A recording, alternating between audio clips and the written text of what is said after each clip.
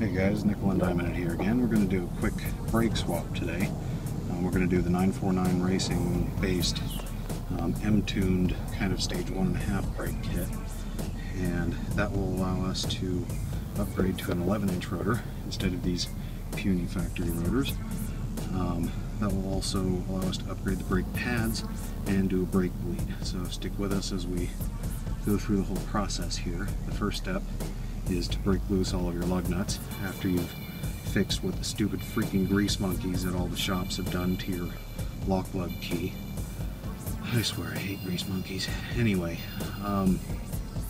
you take the wheel off and then we'll start disassembling the brake system so that we can swap over to our stainless steel braided brake lines and swap out the brackets.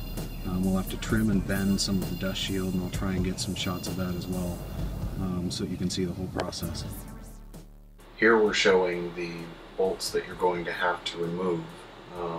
So up at the top you have the first caliper bracket, then at the bottom you have the second one. The top one is, I seem to recall, 14 millimeter. The bottom is actually a 17. And then we're also going to be removing the brake line. The stock rubber brake line is pretty worn out. It's in better shape than I expected it to be, but it's one more thing that contribute to spongy brake feel that I really don't want. So I'm going to be replacing it with stainless braided lines with all of this whole kit that comes from 949 Racing. Alright, so what we've got now is the caliper is off, and we've got the old brake pads. You want to be careful not to lose any of these anti-squeal springs and things like that. You want to keep those for the new brake pads. So you just want to carefully pull them out and set them aside where you know where you can get to them and they won't get lost. These are the original shims. If you didn't get brake pads with shims because you cheaped out, you're going to have to get ones that already have shims installed on the new brake pads, so that's going to be a problem. Look at them cute little suckers. Them's itty bitty. So yeah, those are going away, but you're going to need one of them. Either side doesn't really matter, and you're going to use it with the caliper to compress the disc.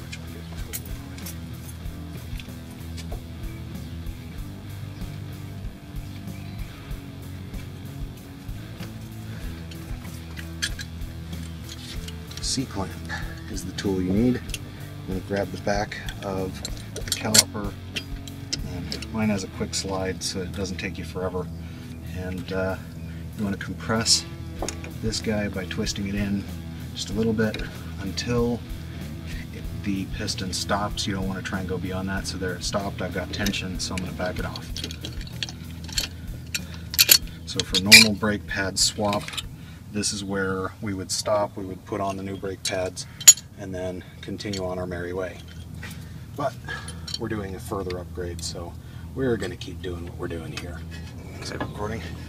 So here we are working on taking the rotors off part, trying to dislodge them from the hub. My rotors, I think, have been replaced at least once, so this isn't super hard. Some people suggest using a rubber mallet. Mine came apart pretty easily, but you can see in here it was starting to get a little bit of rust going on there, so it's a little unpleasant. But if your car hasn't been touched for 25 years, then good chance it's going to be rusted together, and you're going to have to work pretty hard at getting it off. There is a bolt hole right here, if it's just really jammed on, that you can thread a bolt into.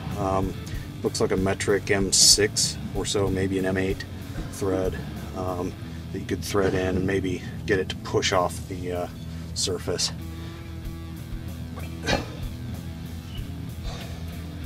Yeah, you can see the brackets off now, and the only thing I'm going to have to do is trim away a little bit here to clear the new brackets. So we'll go ahead and get to working on that, and then we'll come back with the next part of it. Alright, so we have the caliper bracket out. We had to trim a little space here. I'll try and demonstrate what that looks like. So the bracket has to go on something like this, and these two these two mounting holes have to line up, so I got to trim and bend, I think, a little more out of it right here to get this lower bolt to line up. You can maybe see it's a little misaligned still.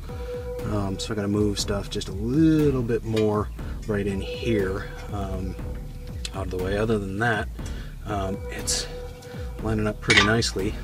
Then the new bracket, or the old bracket rather, gets bolted up to this guy, and it looks something like this in the recesses.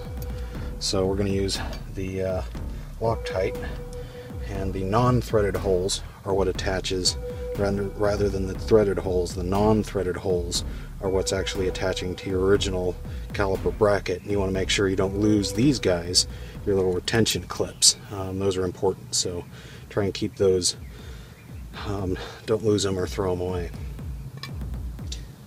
Alright, so this guy's all completed. I had to do a little more bending and moving stuff away here on the dust shield to get it to cooperate, but the idea is it now is going to be bolting on here about like this, and that will reposition our caliper.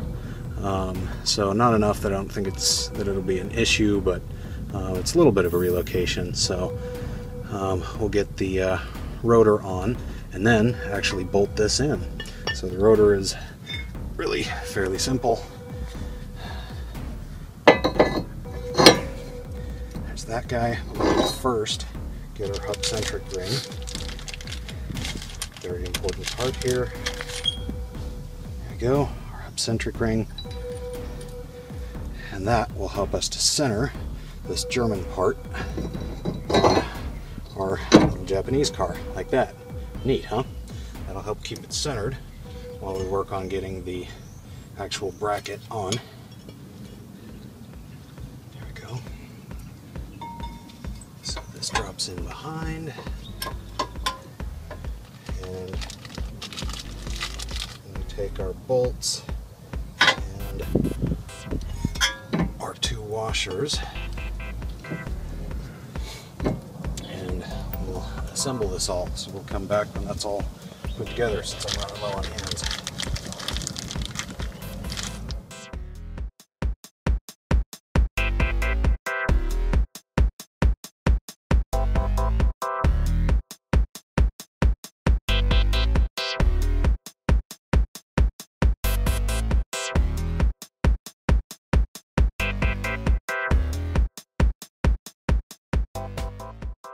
The brake kit looks like completed.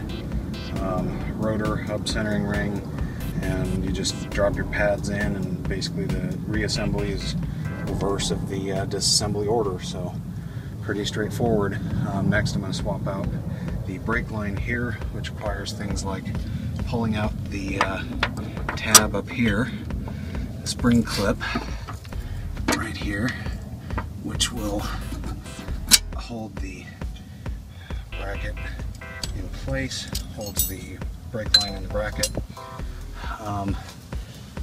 and yeah, we'll use our 10mm flare nut wrench to disconnect right here. It'll drip some brake fluid until we get it replaced with the other line, and then we'll put in the new banjo bolt and everything at the caliper, and we'll be good to go.